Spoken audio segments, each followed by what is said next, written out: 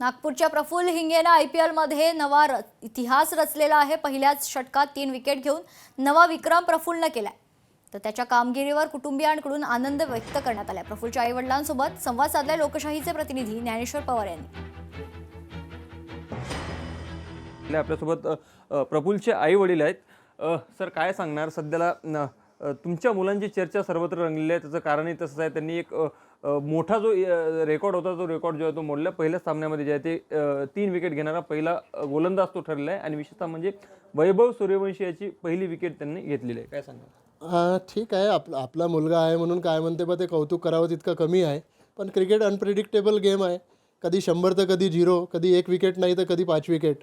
तर प्रत्येक मॅच ही नवीन असते प्लेयरसाठी आणि प्रत्येक पिच ही वेगळी असते। पिच कशी बिहेव करते, मोरल काय आहे, ॲटमॉस्फिअर काय आहे।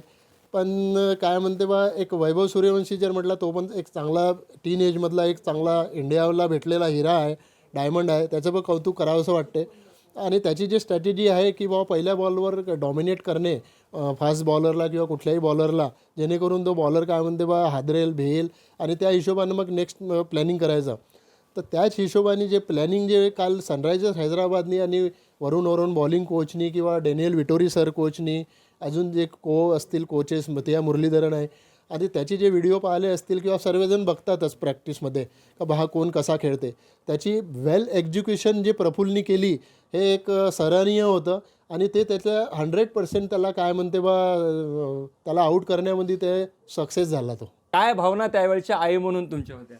म्हणजे जेवढा आनंद कधी झाला नाही तेवढा आनंद काल झाला। त्यांनी जेव्हा पहिली विकेट घेतली तेवढा तर आनंद कधी झालाच नाही, तेवढा आनंद काल झाला। लोकशाही मराठी करता मी ज्ञानेश्वर पवार, नागपूर।